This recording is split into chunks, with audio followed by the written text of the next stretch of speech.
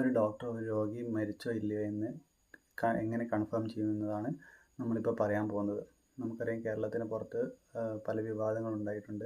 രോഗി മരിച്ചു എന്ന് പറഞ്ഞതിന് ശേഷം രോഗി പിന്നെ എണീച്ച് വന്നു, അത് വലിയ വിവാദമായിട്ടുണ്ട്. അപ്പോൾ എങ്ങനെ ഒരു പേഷ്യൻ്റ് മരിച്ചു എന്ന് നമുക്ക് പറയാം എന്നതിനെ പറ്റിയാണ് നമ്മൾ പറയാൻ പോകുന്നത്. ആദ്യമായി ഡോക്ടർ ആ പേഷ്യൻറ്റിനെ ചെക്ക് ചെയ്യും, എന്തെങ്കിലും ചലനങ്ങൾ, എന്തെങ്കിലും മൂവ്മെൻ്റ് ഉണ്ടോ എന്ന്. അങ്ങനെ ചലനങ്ങളോ മൂവ്മെൻ്റ് ഒന്നും ഇല്ല എന്നുണ്ടെങ്കിൽ ആ പേഷ്യൻറ്റിനെ ഡോക്ടർ കഴുത്തിൽ പൾസ് ചെക്ക് ചെയ്യും. കരോട്ടിഡ് പൾസ് എന്ന് പറയും. ഒരു രോഗി മരിക്കാനാകുന്ന സമയത്ത് ഏറ്റവും ലാസ്റ്റ് ഉണ്ടാകുന്ന പൾസ് കരോട്ടിഡ് പൾസാണ്. അപ്പോൾ ആ പൾസ് തലയിലേക്ക് രക്തോട്ടം എന്തെങ്കിലും ഉണ്ടോ എന്ന് നോക്കും. 1 മിനിറ്റ് വെച്ച് നോക്കും. അങ്ങനെ ഇല്ല എന്നുണ്ടെങ്കിൽ ഡോക്ടർ ഹാർട്ടിൻ്റെ സൈഡിൽ, അതായത് സ്റ്റെതസ്കോപ്പ് വെച്ച് ഹാർട്ട് പമ്പ് ചെയ്യുന്നുണ്ടോ എന്ന് ഇടത് സൈഡിൽ വെച്ച് ചെക്ക് ചെയ്യും. അതും ഇല്ല എന്നുണ്ടെങ്കിൽ 1 മിനിറ്റ് ചെക്ക് ചെയ്യും. അതില്ല എന്നുണ്ടെങ്കിൽ ശ്വാസം എടുക്കുന്നുണ്ടോ നോക്കും. ശ്വാസം എല്ലാ സൈഡിലും ചെക്ക് ചെയ്യും. 2 സൈഡിലും ചെക്ക് ചെയ്യും, പുറകിലും ചെക്ക് ചെയ്യും.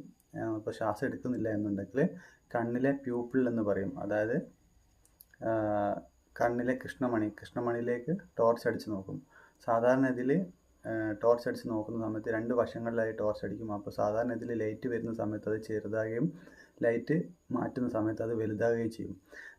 മരിക്കാത്ത ഒരാളെ സംബന്ധിച്ച് അങ്ങനെ ഉണ്ടാകുക. അപ്പോൾ മരിച്ച ഒരാളാണെങ്കിൽ അവരെ കണ്ണിൽ അതിലൊരു റിയാക്ഷൻ ഉണ്ടാവില്ല. അതായത് അത് ടോർച്ച് അടിച്ചാലും ഇല്ലെങ്കിലൊക്കെ ഒരുപോലെ തന്നെ നിൽക്കും.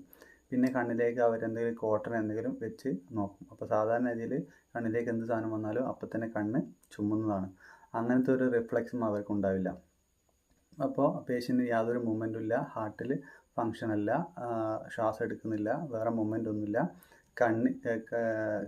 കണ്ണിൻ്റെ മേലെ ഭാഗത്ത് ഇവിടെ പ്രഷർ മെല്ലെ അമർത്തി നോക്കും. അപ്പോൾ വേദന ഉണ്ടാകുന്ന എന്തെങ്കിലും റെസ്പോൺസ് ഉണ്ടോ എന്നാണ് ഡോക്ടർ നോക്കുന്നത്.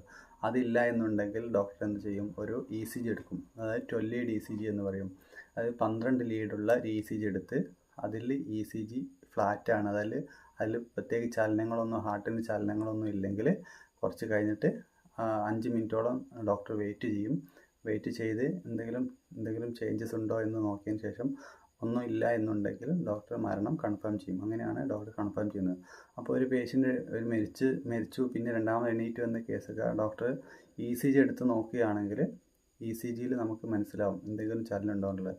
അപ്പോൾ ECG എടുത്തതിന് ശേഷമാണ് ഇതിങ്ങനെ സംഭവിക്കുന്നതെങ്കിൽ ഡോക്ടർ പറയാം, ഞാൻ ECG എടുത്തിട്ടുണ്ട്, ECG എടുത്ത് അതിൻ്റെ എവിഡൻസ് എൻ്റെ കയ്യിലുണ്ട്, അല്ലെങ്കിൽ അതുകൊണ്ട് ഡോക്ടർക്കെതിരെ നടപടി എടുക്കാൻ കഴിയാൻ സാധ്യതയില്ല.